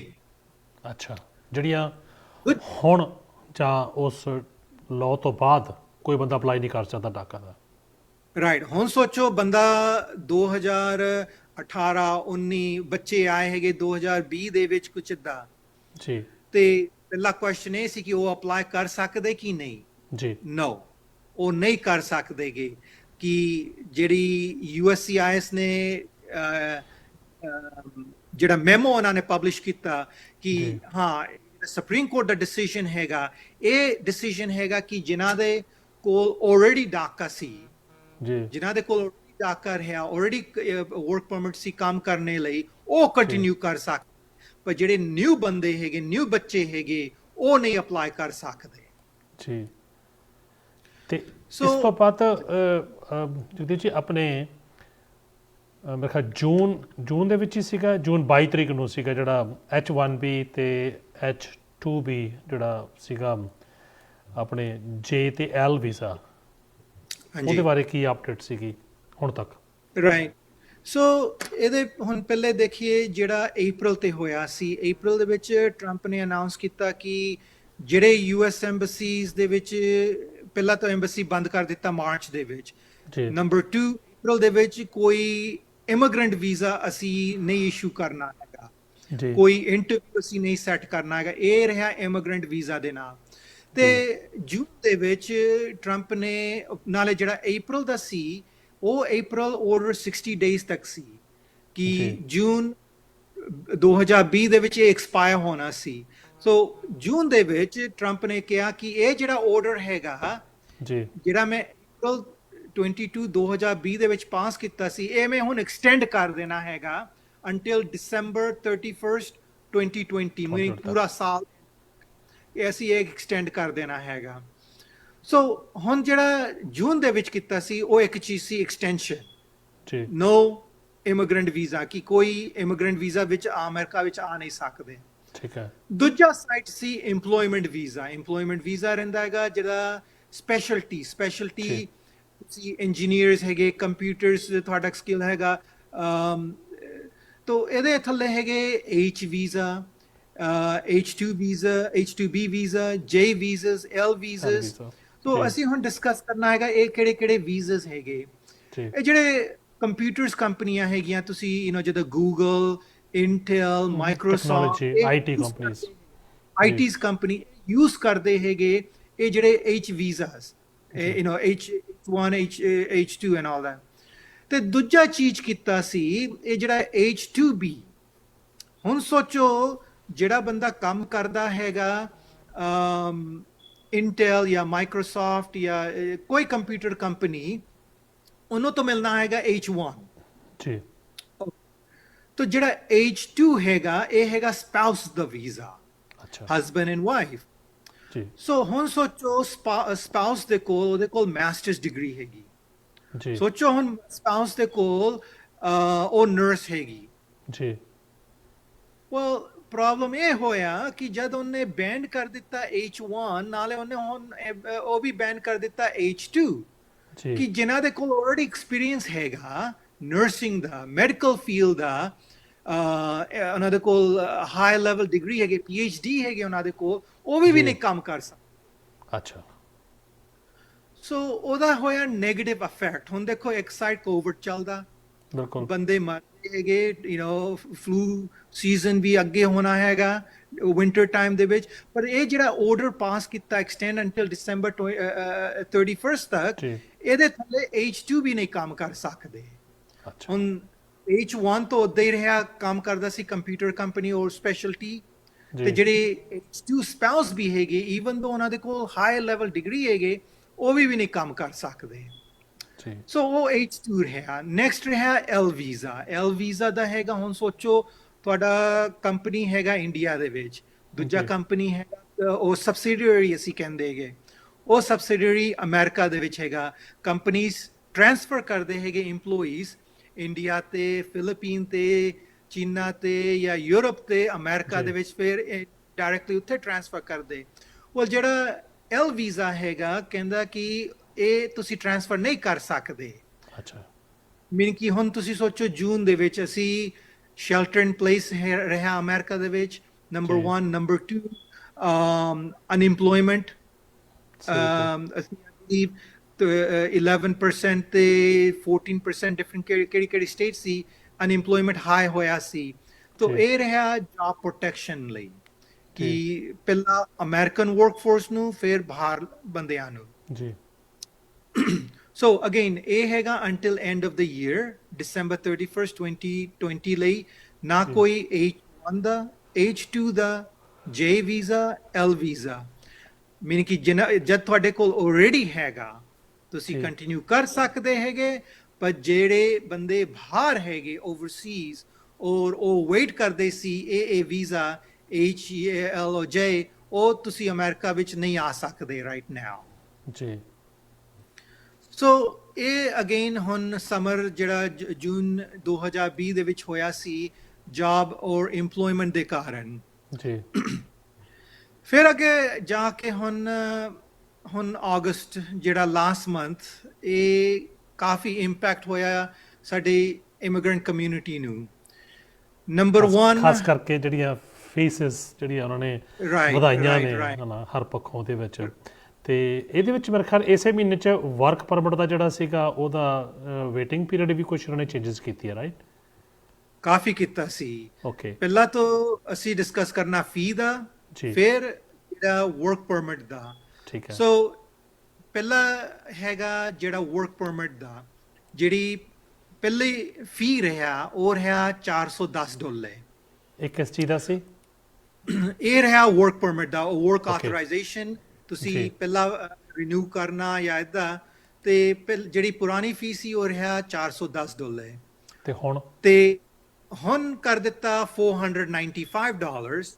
ਪਰ ਇਹ ਜਿਹੜਾ ਫੀ ਹੈਗਾ ਹੁਣ ਅਕਤੂਬਰ 2 ਤਾਰੀਖ ਨੂੰ ਇਹ ਹੁਣ ਇਨਕਰੀਜ਼ ਹੋ ਜਾਣਾ ਹੈਗਾ $550। ਅੱਛਾ ਸੋ ਹੁਣ ਤਾਂ ਜਿਹੜੇ ਦੂਜੇ ਫੀਸ ਹੈਗੇ, ਸੋਚੋ ਹੁਣ ਤੁਸੀਂ ਸਿਟੀਜ਼ਨਸ਼ਿਪ ਅਪਲਾਈ ਕੀਤਾ ਜੀ ਤੇ ਸਿਟੀਜ਼ਨਸ਼ਿਪ ਦਾ ਜਿਹੜਾ ਫੀ ਹੈਗਾ ਉਹ ਹੈਗਾ $640 ਅੱਜ। ਜੀ ਅਕਤੂਬਰ 2 ਤਾਰੀਖ ਦੇ ਬਾਅਦ ਹੋ ਜਾਣਾ ਹੈਗਾ $1,160। ਮੀਨ ਕਿ 1000, ਮੀਨ ਕਿ $520 ਇਨਕਰੀਜ਼। ਤੇ ਜੇ ਕਿਸੇ ਇੱਕ ਘਰ ਤੇ 5-7 ਜਾਣੇ ਹੈਗੇ ਨੇ ਤੇ 32,000 ਤੇ ਦਾ ਗਿਆ। ਫਿਰ ਰਾਈਟ ਜੀ। ਰਾਈਟ। ਸੋ ਇਹ ਅਗੇਨ ਤੁਸੀਂ ਤੁਸੀਂ ਕਹਿ ਸਕਦੇ ਡਿਸਕਰੇਜਮੈਂਟ ਹੈਗਾ, ਜਾਂ ਤੁਸੀਂ ਉਹ ਵੀ ਕਹਿ ਸਕਦੇ ਡਿਸਕਰੇਜਮੈਂਟ ਕਿ ਤੁਸੀਂ ਸਿਟੀਜ਼ਨ ਨਹੀਂ ਹੋ। ਇਹ ਦੂਜਾ ਇਸ਼ੂ ਹੈਗਾ ਅਫੋਰਡੇਬਿਲਿਟੀ। ਹੁਣ ਜਿੱਦਾਂ ਤੁਸੀਂ ਕਿਹਾ ਫੈਮਿਲੀ ਆਫ 4, ਫੈਮਿਲੀ ਜੀ। ਆਫ 5, ਉਦੋਂ 5-6 ਹਜ਼ਾਰ ਹੋ ਜਾਂਦਾ ਹੈਗਾ। ਜੀ ਹੁਣ ਸੋਚੋ ਕੋਈ ਬੰਦਾ ਅਮਰੀਕਾ ਆਇਆ, ਉਹਨਾਂ ਨੂੰ ਥੋੜੇ ਮਿਲਣਾ ਹੈਗਾ $60-70 ਆਵਰਲੀ ਸੈਲਰੀ। ਜੀ ਮੁਸ਼ਕਿਲ ਤੇ ਮੁਸ਼ਕਿਲ ਉਹਨਾਂ ਨੂੰ ਮਿਲਣਾ ਹੈਗਾ ਮੇਬੀ $20 ਔਰ ਘੱਟ ਜੀ ਆਵਰਲੀ ਵੇਜ। ਬਿਲਕੁਲ। ਤੇ ਜਦ ਤੁਸੀਂ ਫੈਮਿਲੀ ਆਫ 4 ਹੈਗੇ, ਉਹ ਤੁਹਾਨੂੰ 4000 ਜਾਂ 5000 ਸਿਟੀਜ਼ਨਸ਼ਿਪ ਲਈ ਫੀ ਪੇ ਕਰਨਾ ਪੈਣਾ ਹੈਗਾ। ਫਿਰ ਇਹ ਡਿਸਕਰੇਜਮੈਂਟ ਹੋ ਜਾਂਦੀ ਹੈਗੀ। ਤੇ ਹੁਣ ਹੋਰ ਵੀ ਜਿਹੜੇ ਫੀਸ ਉਹਨਾਂ ਨੇ ਇਨਕਰੀਜ਼ ਕੀਤਾ ਹੈਗਾ। ਦੂਜਾ ਹੈਗਾ ਪਟੀਸ਼ਨ ਦਾ।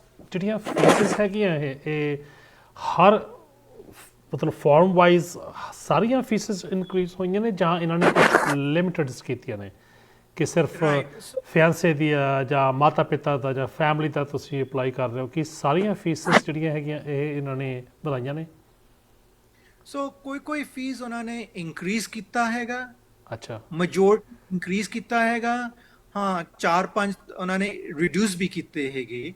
ਅੱਛਾ ਪਰ ਜਦ ਅਸੀਂ ਦੇਖਦੇ ਕਿ ਕਿਹੜੇ ਪਟੀਸ਼ਨ ਬੰਦੇ ਫਾਈਲ ਕਰਦੇ ਹੈਗੇ, ਨੰਬਰ 1 ਹੈਗਾ ਸਿਟੀਜ਼ਨਸ਼ਿਪ, ਬਿਲਕੁਲ। ਨੰਬਰ 2 ਹੈਗਾ ਜਦ ਤੁਸੀਂ ਪਟੀਸ਼ਨ ਕਰਦੇ ਹੈਗੇ ਕੋਈ ਫੈਮਿਲੀ ਮੈਂਬਰ ਨੂੰ, ਉਹਨੂੰ ਅਸੀਂ ਕਹਿੰਦੇ ਹੈਗੇ I-130 petition for alien relative, ਉਹ ਵੀ ਉਹਨਾਂ ਨੇ ਉੱਪਰ ਕਰ ਦਿੱਤਾ। ਅੱਛਾ ਦੂਜਾ ਹੈਗਾ ਜਦ ਤੁਸੀਂ ਫਿਆਂਸੇ ਵਿਆਹ ਵਿਆਹ ਇੱਥੇ ਕਰਨਾ ਹੈਗਾ, ਤੁਸੀਂ ਇੰਗੇਜਮੈਂਟ ਕਰ ਦਿੱਤਾ ਇੰਡੀਆ ਦੇ ਵਿੱਚ ਪਰ ਵਿਆਹ ਇੱਥੇ ਕਰਨਾ ਹੈਗਾ ਅਮਰੀਕਾ, ਉਹਦਾ ਫੀ ਹੈ $535 ਤੇ ਜੀ ਉਹ ਫੀ ਉਹਨਾਂ ਨੇ ਰਿਡਿਊਸ ਕਰ ਦਿੱਤਾ ਟੂ $510। ਅਗੇਨ ਇਹ ਸ਼ੁਰੂ ਹੋਣਾ ਹੈਗਾ ਅਕਤੂਬਰ 2 ਅਕਤੂਬਰ ਤਾਰੀਖ ਨੂੰ, ਜੀ ਰਾਈਟ, ਮੀਨਿੰਗ ਨੈਕਸਟ ਵੀਕ ਜੀ ਨੈਕਸਟ ਵੀਕ ਦੇ ਵਿੱਚ ਸ਼ੁਰੂ ਹੋ ਜਾਣਾ ਹੈਗਾ। ਸੋ ਇਹਦਾ ਮੈਜੋਰਟੀ ਬਟ ਜਿਹੜਾ ਹੈਗਾ ਮੈਜੋਰਟੀ ਫੀਸ ਉਹਨਾਂ ਨੇ ਇਨਕਰੀਜ਼ ਕੀਤਾ ਸੀ। ਜੀ ਅਗੇਨ ਇਹ ਹੈਗਾ ਜਿੱਦਾਂ ਮੈਂ ਤੁਹਾਨੂੰ ਐਗਜ਼ਾਮਪਲ ਦਿੱਤਾ ਕਿ ਜਿਹੜਾ ਕੋਈ ਨਵਾਂ ਬੰਦਾ ਆਂਦਾ ਹੈਗਾ, ਉਹਨਾਂ ਦਾ ਸੈਲਰੀ ਉਹਨਾਂ ਹਾਈ ਨਹੀਂ ਰਹਿਣਾ ਹੈਗਾ, ਤੇ ਕਿੱਦਾਂ ਉਹ ਫਿਰ ਪਟੀਸ਼ਨ ਦਾ ਫੀ ਪੇ ਕਰ ਸਕਦੇ ਹੈਗੇ। ਅਗੇਨ ਇਹ ਹੈਗਾ ਚਿਲਿੰਗ ਇਫੈਕਟ। ਜੀ ਚਿਲਿੰਗ ਇਫੈਕਟ ਦਾ ਮਤਲਬ ਕਿ ਜਦ ਸਾਡੇ ਕੋਲ ਪੈਸੇ ਨਹੀਂ ਹੈਗੇ ਫੀ ਪੇ ਕਰਨੇ ਨੂੰ, ਤੇ ਕਿੱਦਾਂ ਅਸੀਂ ਪਟੀਸ਼ਨ ਕਰੀਏ। ਪਰ ਚਲੋ Even ਅਸੀਂ qualified ਹੁੰਦੇ। ਆਪਾਂ ਕਹ ਲਓ ਵੀ ਇੱਕ ਇਮੀਗ੍ਰੇਸ਼ਨ ਦੇ ਵਿੱਚ ਜਿਹੜੀ ਸਿਟੀਜ਼ਨ ਹੈ ਕਿ ਇੱਕ ਇੰਨੀ ਖੁਸ਼ੀ ਵਾਲਾ ਦਿਨ ਹੁੰਦਾ ਹੈ ਕਿ ਚਲੋ ਬੰਦਾ ਦਿਨ ਰਾਤ ਤੇ ਕਰਕੇ ਕਰ ਵੀ ਦਿੰਦਾ, ਪਰ ਜਿਹੜਾ ਬੋਝ ਹੈ ਉਹ ਸਾਰਿਆਂ ਤੇ ਹੀ ਪੈਂਦਾ ਹੈ ਨਾ। ਇਕੱਲਾ ਬੰਦਾ ਚਲੋ ਕਹਿੰਦਾ ਵੀ ਠੀਕ ਹੈ ਕਮਾ ਲੇ, ਭਰ ਦਿਓ ਕੋਈ ਗੱਲ ਨਹੀਂ, $1000 ਭਰ ਦਿਓ, ਜੇ 2000 ਹੋਵੇ ਤਾਂ ਵੀ ਭਰਨ ਨੂੰ ਤਿਆਰ ਨੇ ਲੋਕ, ਇਹ 'ਚ ਕੋਈ ਸ਼ੱਕ ਨਹੀਂ ਹੈਗੀ। ਪਰ ਆਫਟਰ ਆਲ ਇਹਦੇ ਵਿੱਚ ਜਿਹੜੀਆਂ ਫੀਸ ਵਧਾਈਆਂ ਨੇ ਉਹਦੇ ਵਿੱਚ ਕੋਈ ਹੋਰ ਵੀ ਕਾਰਨ ਹੋ ਸਕਦਾ ਕਿ ਉਹਨਾਂ ਦੇ ਖਰਚੇ ਜਿਹੜੇ ਹੈਗੇ ਨੇ ਉਹ ਜ਼ਿਆਦਾ ਹੋਣ, ਅਤੇ ਸਟਾਫਿੰਗ ਦੀ ਜਿਹੜੀ ਹੈਗੀ ਉਹਨਾਂ ਦੀ ਕੋਈ ਪ੍ਰੋਬਲਮਸ ਹੋ ਸਕਦੀ ਕੋਈ ਨਾ ਕੋਈ। ਪਰ 2 ਅਕਤੂਬਰ ਤੋਂ ਬਾਅਦ ਜਿਹੜੀਆਂ ਫੀਸਾਂ ਨੇ ਸਾਰੀਆਂ ਦੇ ਸਾਰੀਆਂ ਇਹ ਵੱਧ ਜਾਣੀਆਂ ਨੇ। ਸੋ ਜਿੰਨੇ ਵੀ ਸਾਡੇ ਦਰਸ਼ਕ ਇਸ ਟਾਈਮ ਨਾਰਥ ਅਮਰੀਕਾ ਦੇ ਵਿੱਚ ਦੇਖ ਰਹੇ ਨੇ, ਸੋ ਜਿਨ੍ਹਾਂ ਨੇ ਵੀ ਸਿਟੀਜ਼ਨ ਅਪਲਾਈ ਕਰਨੀ ਆ ਜਾਂ ਜੋ ਵੀ ਆਪਣੇ ਫੀਸ ਦਾ ਧਿਆਨ ਰੱਖ ਕੇ ਫਾਈਲ ਜਿਹੜਾ ਹੈਗਾ ਕੇਸ ਕਰੋ, ਕਿਉਂਕਿ ਜੇ ਤੁਸੀਂ ਫੀਸ ਘੱਟ ਭੇਜੀ ਤੁਹਾਡਾ ਕੇਸ ਜਿਹੜਾ ਹੈਗਾ ਉਹ ਹੋਲਡ 'ਤੇ ਪੈ ਸਕਦਾ। ਕਰੋਨਾ ਕਰਕੇ ਪਹਿਲਾਂ ਹੀ ਮੇਰੇ ਖਿਆਲ ਸਟਾਫਿੰਗ ਦੀ ਕਾਫੀ ਘਾਟ ਹੈਗੀ ਇਮੀਗ੍ਰੇਸ਼ਨ ਦੇ ਵਿੱਚ। ਸੋ ਕਿਸੇ ਅੱਛੇ ਵਕੀਲ ਦੇ ਨਾਲ, ਕਿਸੇ ਐਸੇ ਵੈਸੇ ਕੋਲੋਂ ਨਹੀਂ ਕਿ ਤੁਹਾਨੂੰ ਗਲਤ ਰਾਹ ਪਾ ਦੇਵੇ, ਅੱਛੇ ਵਕੀਲ ਦੇ ਕੋਲੋਂ ਸਲਾਹ ਕਰਕੇ ਜੋ ਉੱਥੇ 20-50 ਖਰਚ ਹੁੰਦੇ ਨੇ ਤੇ ਖਰਚ ਕੇ ਆਪਣਾ ਤਸੱਲੀ ਨਾਲ, ਕਿਉਂਕਿ ਇਹ ਇੱਕ ਬਹੁਤ ਇੰਪੋਰਟੈਂਟ ਡਾਕੂਮੈਂਟੇਸ਼ਨਸ ਹੁੰਦੀ ਹੈ ਤੁਹਾਡੀ ਸਿਟੀਜ਼ਨ ਦੀ ਕਿ ਤੁਸੀਂ ਉਸ ਦੇਸ਼ ਦੇ ਨਾਗਰਿਕ ਬਣਨ ਜਾ ਰਹੇ ਹੋ। ਅਤੇ ਜਗਦੀਪ ਜੀ ਜਿਹੜੀਆਂ ਵਰਕ ਪਰਮਿਟ ਦਾ ਸੀਗਾ ਉਹਦੇ ਬਾਰੇ ਵੀ ਜ਼ਿਕਰ ਕਰ ਦਿਓ। ਹਾਂਜੀ ਹਾਂਜੀ, ਸੋ ਇਹ ਜਿਹੜਾ ਵਰਕ ਪਰਮਿਟ ਹੈਗਾ ਜੀ ਜਿਹੜਾ ਟਰੰਪ ਐਡਮਿਨਿਸਟ੍ਰੇਸ਼ਨ ਨੇ ਇਹਨਾਂ ਨੇ ਕੰਪਲੇਨ ਕੀਤਾ ਕਿ ਦੇਖੋ ਜਦ ਤੁਸੀਂ ਬਾਰਡਰ ਕ੍ਰਾਸ ਕਰਕੇ ਆਉਂਦੇ ਹੈਗੇ ਜੀ ਓਕੇ, ਔਰ ਅਮਰੀਕਾ ਦੇ ਵਿੱਚ ਤੁਸੀਂ ਅਸਾਈਲਮ ਫਾਈਲ ਕਰਦੇ ਤੇ ਤੁਹਾਡਾ ਕੇਸ ਹੋਣਾ, ਮੀਨਿੰਗ ਕਿ ਤੁਹਾਡਾ ਜਿਹੜਾ ਅਸਾਈਲਮ ਕੇਸ ਹੈਗਾ ਕੋਈ ਹੈਗੇ ਰੀਅਲ ਕੇਸ ਵੀ ਹੈਗੇ, ਸਹੀ ਕੇਸ ਵੀ ਹੈਗੇ, ਜੀ ਪਰ ਮੈਜੋਰਟੀ ਕਹਿੰਦਾ ਸੀ ਕਿ ਮੈਜੋਰਟੀ ਜਿਹੜੇ ਕੇਸਿਸ ਹੈਗੇ ਇਕੱਲੇ ਅਮਰੀਕਾ ਕੰਮ ਕਰਨ ਲਈ ਆਏ ਹੈਗੇ। ਜੀ ਸੋ ਇਹ ਜਿਹੜਾ ਵਰਕ ਪਰਮਿਟ ਸੀ ਪਹਿਲਾਂ ਜਿਹੜਾ ਰੂਲ ਰਿਹਾ ਕਿ 150 ਦਿਨ ਬਾਅਦ ਜਦ ਤੁਸੀਂ ਅਸਾਈਲਮ ਫਾਈਲ ਕੀਤਾ 150 ਦਿਨ ਬਾਅਦ ਤੁਸੀਂ ਜਾ ਕੇ ਵਰਕ ਪਰਮਿਟ ਸੋਸ਼ਲ ਸਿਕਿਉਰਿਟੀ ਜਾਂ ਕੈਲੀਫੋਰਨੀਆ ਜਾਂ ਜਿਹੜੇ ਸਟੇਟ ਦੇ ਹੈਗੇ ਆਈਡੀ ਤੁਸੀਂ ਜਾ ਕੇ ਅਪਲਾਈ ਕਰ ਸਕਦੇ ਹੈਗੇ। ਜੀ ਸੋ ਅਗਸਤ ਦੇ ਵਿੱਚ, ਅਗਸਤ 2020 ਦੇ ਵਿੱਚ ਇਹ ਰੂਲ ਚੇਂਜ ਹੋਇਆ। ਨੰਬਰ 1, 150 ਦਿਨ ਹੁਣ ਨਹੀਂ ਹੈਗਾ, ਹੁਣ ਤੁਹਾਨੂੰ ਵੇਟ ਕਰਨਾ ਪੈਣਾ ਹੈਗਾ 365 ਡੇਜ਼। ਇੱਕ ਸਾਲ ਇੱਕ ਸਾਲ ਤੁਹਾਨੂੰ ਵੇਟ ਕਰਨਾ ਪੈਣਾ ਹੈਗਾ ਬਿਫੋਰ ਤੁਸੀਂ ਅਪਲਾਈ ਕਰ ਸਕਦੇ ਵਰਕ ਪਰਮਿਟ ਦਾ। ਮਤਲਬ 1 ਸਾਲ ਦੇ ਵਿੱਚ ਜੇ ਤੁਹਾਡਾ ਕੇਸ ਪਾਸ ਹੋ ਗਿਆ, ਮੰਨ ਲਓ ਕੋਈ ਪੋਲੀਟੀਕਲ ਦਾ ਕੇਸ ਹੈਗਾ ਉਹ ਪਾਸ ਹੋ ਗਿਆ, then your clock will start towards immigration, ਫਿਰ ਤੁਸੀਂ ਅਪਲਾਈ ਕਰ ਸਕਦੇ ਹੋ।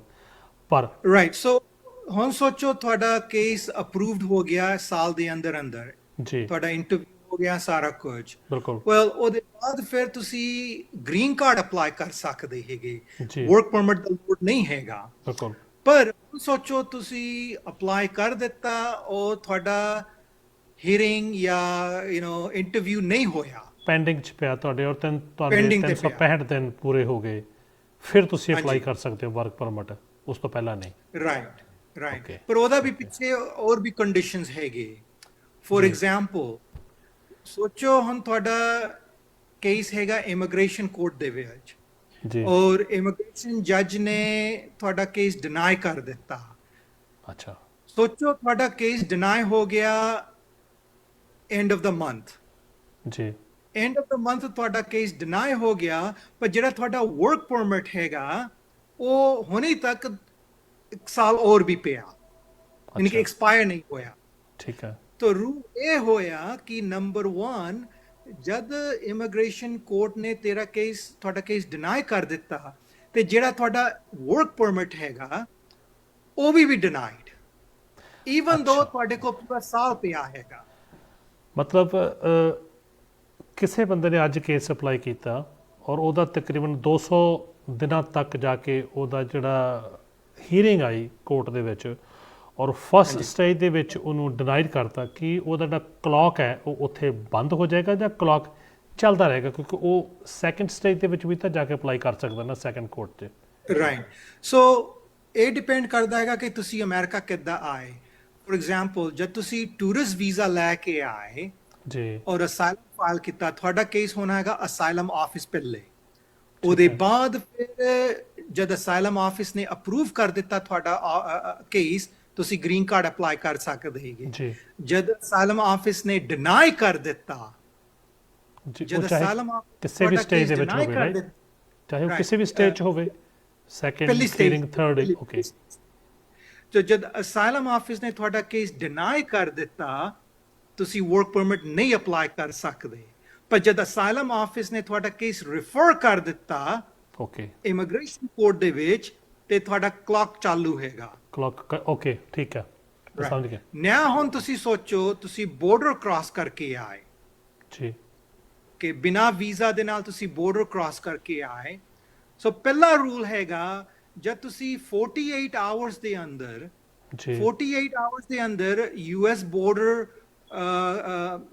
ਕਸਟਮ ਬਾਰਡਰਸ ਨੂੰ ਤੁਸੀਂ ਸਰੈਂਡਰ ਨਹੀਂ ਕੀਤਾ, ਵਰਕ ਪਰਮਿਟ ਤੁਸੀਂ ਨਹੀਂ ਅਪਲਾਈ ਕਰ ਸਕਦੇ। ਇਸ ਟੌਪਿਕ ਤੇ ਇਹ ਵੀ ਬੜਾ ਬਰੀਕੀ ਵਾਲਾ ਟੌਪਿਕ ਹੈਗਾ ਕਿ ਬਹੁਤ ਸਾਰੇ ਜਿਹੜੇ ਵੱਖ-ਵੱਖ ਮੁਲਕਾਂ ਤੋਂ ਬਾਰਡਰ ਜਿਹੜਾ ਟੱਪ ਕੇ ਆਉਂਦੇ ਨੇ, ਬਾਰਡਰ ਟੱਪ ਕੇ ਇਮੀਗ੍ਰੇਸ਼ਨ ਤੱਕ ਤੋਂ ਲੈ ਕੇ ਇਮੀਗ੍ਰੇਸ਼ਨ ਦੇ ਵਿੱਚ ਉੱਥੇ ਡਿਟੈਂਸ਼ਨ ਸੈਂਟਰ 'ਚ ਰਹਿੰਦੇ ਨੇ, ਇਹਦੇ ਬਾਰੇ ਵੀ ਆਪਾਂ ਪੂਰੀ ਡਿਟੇਲ ਦੇ ਵਿੱਚ ਗੱਲ ਕਰਾਂਗੇ। ਮੇਰੇ ਖਿਆਲ ਆਪਾਂ ਨੈਕਸਟ ਵੀਕ ਤੇ ਰੱਖ ਲਈਏ ਇਸ ਟੌਪਿਕ ਨੂੰ ਕਿ ਉਸ ਤੋਂ ਬਾਅਦ ਪ੍ਰੋਸੈਸ ਕੀ ਚੱਲਦਾ। ਆਪਾਂ ਵੱਖਰੇ ਵੱਖਰੇ ਜਿਹੜੇ ਹੈਗੇ ਟੌਪਿਕਸ ਹੈਗੇ ਨੇ ਉਹਦੇ ਉੱਤੇ ਪੂਰੀ ਡਿਟੇਲ ਦੇ ਵਿੱਚ ਗੱਲ ਕਰਾਂਗੇ ਤਾਂ ਕਿ ਲੋਕਾਂ ਨੂੰ ਪਤਾ ਲੱਗੇ ਕਿ ਅਸਲੀ ਪ੍ਰੋਸੀਜਰ ਕੀ ਹੈ, ਕਿੰਨਾ ਸੌਖਾ ਰਾ। ਘਰੋਂ ਕਦਮ ਪੁੱਟਣਾ ਬਹੁਤ ਸੌਖਾ, ਪਰ ਕਿਸੇ ਬਗਾਨੇ ਮੁਲਕ ਦੇ ਵਿੱਚ ਜਾ ਕੇ ਉੱਥੇ ਦੇ ਕਾਨੂੰਨ ਨੂੰ ਫਾਲੋ ਕਰਨਾ ਅਤੇ ਉੱਥੋਂ ਦੀ ਜਿਹੜੀ ਨਾਗਰਿਕਤਾ ਲੈਣੀ ਇੱਕ ਸੌਖਾ ਰਾਹ ਨਹੀਂ, ਔਖਾ ਰਾਹ। ਪਰ ਜੇ ਤੁਸੀਂ ਸਿੱਧੇ ਰਸਤੇ ਆਉਂਦੇ ਹੋ ਸਫ਼ਰ ਪੈਂਡਾ ਸਹੀ ਹੁੰਦਾ, ਪਰ ਜੇ ਤੁਸੀਂ ਸ਼ਾਰਟਕਟ ਜਾਂ ਤੁਸੀਂ ਐਸੇ ਰਸਤੇ ਰਾਹੀਂ ਆਉਂਦੇ ਹੋ ਕਿ ਜਿਹਦੇ ਵਿੱਚ ਤੁਹਾਨੂੰ ਹਰ ਮੋੜ 'ਤੇ ਸਾਹਮਣਾ ਕਰਨਾ ਪਵੇ, ਤੁਹਾਨੂੰ ਇਮੀਗ੍ਰੇਸ਼ਨ ਦਾ, ਆਫਿਸਰਸ ਦਾ, ਆਈਸ ਦਾ, ਔਰ ਬਿਨਾਂ ਕੰਮ ਤੋਂ ਤੁਸੀਂ ਮਤਲਬ ਕਿ ਰਹਿ ਨਹੀਂ ਹੋ ਇੱਥੇ, ਸੋ ਬਹੁਤ ਦਿਮਾਗ ਦੇ ਵਿੱਚ ਟੈਨਸ਼ਨਸ ਆਉਂਦੀਆਂ ਨੇ। ਸੋ ਮੇਰੇ ਖਿਆਲ ਜਗਦੀਪ ਜੀ ਕੁਛ ਜਾਂਦੇ ਕੁਛ ਦੋ ਗੱਲਾਂ ਕਹਿਣੀਆਂ, ਕਿਉਂਕਿ ਨੈਕਸਟ ਵੀਕ ਆਪਾਂ ਸੇਮ ਟਾਈਮ ਆਪਾਂ ਇਹੀ ਟਾਈਮ ਰੱਖ ਲਈਏ, ਸਹੀ ਹੈ, ਤੁਹਾਨੂੰ ਫਿੱਟ ਬੈਠਦਾ? ਹਾਂਜੀ ਹਾਂਜੀ। ਸੋ ਆਪਾਂ ਫਰਾਈਡੇ ਨੂੰ ਜਿਹੜਾ ਸ਼ਾਮੀ ਕੈਲੀਫੋਰਨੀਆ ਟਾਈਮ 8 ਵਜੇ, ਇੰਡੀਆ ਦੇ ਸਵੇਰ ਦੇ 8:30 ਵਜੇ ਹੋਇਆ ਕਰਨਗੇ। ਸੋ ਸਾਡਾ ਪੌਣੇ ਘੰਟੇ ਦਾ ਤਕਰੀਬਨ ਇਹ ਪ੍ਰੋਗਰਾਮ ਹੋਇਆ ਕਰੇਗਾ। ਹਰ ਫਰਾਈਡੇ ਅਸੀਂ ਕਰਾਂਗੇ। ਤੁਹਾਡੇ ਕੋਲੇ ਅਗਰ ਕੋਈ ਕਿਸੇ ਕਿਸਮ ਦਾ ਕੋਈ ਸਵਾਲ ਹੈਗਾ, ਸਕਰੀਨ ਦੇ ਬਿਲਕੁਲ ਜਿਹੜਾ ਥੱਲੇ ਸਕਰੋਲ ਚੱਲ ਰਹੀ ਹੈ, ਜਗਦੀਪ ਜੀ ਉਹਨਾਂ ਦਾ ਫੋਨ ਨੰਬਰ, ਇਹਨਾਂ ਦੀ ਈਮੇਲ ਅਤੇ ਇਹਨਾਂ ਦਾ ਜਿਹੜਾ ਹੈਗਾ ਐਡਰੈਸ ਵੀ ਸਕਰੋਲ ਦੇ ਉੱਤੇ ਚੱਲਦਾ। ਤੁਸੀਂ ਇਹਨਾਂ ਨੂੰ ਸਿੱਧਾ ਕੰਟੈਕਟ ਕਰਕੇ ਆਪਣੇ ਸਵਾਲ ਜਾਂ ਪੁੱਛ ਸਕਦੇ ਹੋ। ਅਗਰ ਸੈਕਰਾਮੈਂਟੋ ਦੇ ਆਸ-ਪਾਸ ਹੈਗੇ ਹੋ, ਕੋਰਟ ਸੈਕਰਾਮੈਂਟੋ ਵੀ ਆ ਗਈ ਜਗਦੀਪ ਜੀ, ਰਾਈਟ? ਹਾਂਜੀ ਹਾਂਜੀ। ਤੇ ਕੋਰਟ ਖੁੱਲਿਆ ਸੀ ਸਤੰਬਰ 2019 ਦੇ ਵਿੱਚ, ਤੇ ਜਿਹੜੀ ਇਮੀਗ੍ਰੇਸ਼ਨ ਕੋਰਟ ਹੈਗੇ ਹੁਣ ਦੋ ਹੈਗੇ ਨਾਰਥਰਨ ਕੈਲੀਫੋਰਨੀਆ ਦੇ ਵਿੱਚ, ਇੱਕ ਹੈਗਾ ਸੈਨ ਫ੍ਰਾਂਸਿਸਕੋ, ਦੂਜਾ ਹੈਗਾ ਸੈਕਰਾਮੈਂਟੋ। ਹੁਣ ਦੋਨੋਂ ਖੁੱਲੇ ਹੈਗੇ, ਪਰ ਰਾਈਟ ਨਾਓ ਸਿਲੈਕਟਿਵ ਹੀਅਰਿੰਗਸ ਕਰਦੇ ਹੈਗੇ, ਫੁੱਲ ਕੇਸਿਸ ਨਹੀਂ ਕਰਦੇ ਹੈਗੇ। ਠੀਕ ਹੈ। ਤੇ ਆਪਾਂ ਨੈਕਸਟ ਵੀਕ ਲਈ ਫਿਰ ਹੁਣ ਦਰਸ਼ਕਾਂ ਤੋਂ ਲੈ ਲਈ ਇਜਾਜ਼ਤ। ਸੋ ਅੱਜ ਦਾ ਸਾਡਾ ਪ੍ਰੋਗਰਾਮ ਜਿਹੜਾ ਸੀਗਾ ਉਹ ਪਿਛਲੇ ਤਕਰੀਬਨ 1.5 ਸਾਲ ਤੋਂ ਜੋ ਵੀ ਇਮੀਗ੍ਰੇਸ਼ਨ ਦੇ ਵਿੱਚ ਅਪਡੇਟਸ ਉੱਪਰ ਥੱਲੇ ਹੋਇਆ, ਆਉਣ ਵਾਲੇ ਟਾਈਮ ਦੇ ਵਿੱਚ ਨਵੰਬਰ ਦੇ ਵਿੱਚ ਇਲੈਕਸ਼ਨਸ ਹੈਗੀਆਂ ਨੇ, ਉਸ ਤੋਂ ਪਹਿਲਾਂ ਇਮੀਗ੍ਰੇਸ਼ਨਸ ਕੀ ਚੇਂਜਸ ਹੋਣਗੀਆਂ ਜਾਂ ਹੋ ਰਹੀਆਂ ਨੇ, ਕੀ ਪ੍ਰੈਡਿਕਸ਼ਨਸ ਹੈਗੀਆਂ ਨੇ, ਉਸ ਤੋਂ ਬਾਅਦ ਇਲੈਕਸ਼ਨਸ ਤੋਂ ਬਾਅਦ ਕੀ ਹੋਏਗਾ। ਸੋ ਜਗਦੀਪ ਜੀ, ਤੁਸੀਂ ਇਸ ਟੌਪਿਕ ਦੇ ਉੱਤੇ ਨਜ਼ਰ ਬਣਾ ਕੇ ਰੱਖੋ ਤਾਂ ਕਿ ਆਪਾਂ ਪੂਰੀ ਅਪ ਟੂ ਡੇਟ ਜਿਹੜੀ ਇਮੀਗ੍ਰੇਸ਼ਨ ਦੀ ਹੈਗੀ ਆ ਉਹ ਸਾਰੀ ਦੀ ਸਾਰੀ ਜਾਣਕਾਰੀ ਆਪਣੇ ਦਰਸ਼ਕਾਂ ਨੂੰ ਦੇ ਸਕੀਏ। ਅਤੇ ਕੁਛ ਜਾਂਦੇ ਹੋ ਤੁਸੀਂ ਕੁਛ ਕਹਿਣਾ ਤੇ ਆਪਾਂ ਪ੍ਰੋਗਰਾਮ ਨੂੰ ਸਮਾਪਤੀ ਵੱਲ ਲੈ ਕੇ ਚੱਲੀਏ। ਹਾਂਜੀ, ਤੇ ਜਦ ਤੁਹਾਨੂੰ ਕੋਈ ਕੁਐਸਚਨਸ ਹੈਗਾ ਤੁਸੀਂ ਸਾਨੂੰ ਜ਼ਰੂਰ ਕਾਲ ਵੀ ਕਰ ਸਕਦੇ ਹੈਗੇ। ਅਸੀਂ ਜਿਹੜਾ ਮੈਨੂੰ ਪਤਾ ਕਾਫੀ ਬੰਦੇ ਯੂਜ਼ ਕਰਦੇ ਹੈਗੇ WhatsApp, ਤੁਸੀਂ ਜੀ। ਸਾਨੂੰ ਬਾਏ WhatsApp ਵੀ ਕੰਟੈਕਟ ਕਰ ਸਕਦੇ ਹੈਗੇ ਜਾਂ ਜੀ। ਈਮੇਲ ਟੈਕਸਟ ਮੈਸੇਜ ਤੁਸੀਂ ਵੀ ਕਰ ਸਕਦੇ। ਅਸੀਂ ਟਰਾਈ ਕਰਦੇ ਕਿ ਰਿਸਪੌਂਡ ਕਰਨੇ ਨੂੰ। ਜੀ। ਹੁਣ ਸਾਡੀ ਹੋਪ ਹੈਗੀ ਕਿ ਉਮੀਦ ਹੈਗੀ ਕਿ ਜਿਹੜੇ ਨਵੇਂ ਸਾਲ ਹੋਪਫੁਲੀ ਸਾਰਿਆਂ ਨੂੰ ਬੈਟਰ ਕੰਡੀਸ਼ਨ ਜਿਹੜੇ ਨਵੇਂ ਰੂਲ ਹੋਣ ਨਾਲ ਅਸੀਂ ਤੁਹਾਨੂੰ ਪਹਿਲੇ ਦੱਸ ਦੇਣਾ ਹੈਗਾ ਕਿ ਕਿਹੜੀ ਸਹੀ ਰੂਲਸ ਹੈਗੇ ਜੀ। ਤੇ ਠੀਕ ਹੈ ਫਿਰ ਜਗਦੀਪ ਜੀ, ਲਈਏ ਇਜਾਜ਼ਤ ਆਪਾਂ ਦਰਸ਼ਕਾਂ ਤੋਂ। ਹਾਂਜੀ, ਆਪਾਂ ਸਤਿ ਸ਼੍ਰੀ ਅਗਲੇ ਅਕਾਲ। ਹਫਤੇ। ਸਤਿ ਸ਼੍ਰੀ ਅਕਾਲ ਜੀ, ਥੈਂਕ ਯੂ ਜੀ। ਸਤਿ ਸ਼੍ਰੀ ਅਕਾਲ। ਗੁੜਤੀ ਵੀ ਮਿਲੀ ਐ ਪੰਜਾਬ ਚੋਂ, ਪਾਣੀ ਵੀ ਪੰਜਾਬ ਦਾ ਹੀ ਪੀਤਾ ਮੈਂ। ਹੋ ਜਿਹੜੇ ਵੀ ਮੈਦਾਨ ਵਿੱਚ ਉਤਰੀ, ਗੱਜ ਕੇ ਮੈਦਾਨ ਫਤਿਹ ਕੀਤਾ ਮੈਂ। ਹੋ ਵੱਖਰੀ ਪੰਜਾਬਣ ਦੀ ਟੌਰ ਵੇ, ਮੈਂ ਨਾਂ ਨਾਲ ਲਿਖਦੀਆਂ ਕਾਰ ਵੇ। ਹੋ ਦੁਨੀਆ ਦੇ ਕੋਨੇ-ਕੋਨੇ ਵਿੱਚ ਤੂੰ ਝੰਡੇ ਦਿੱਤੇ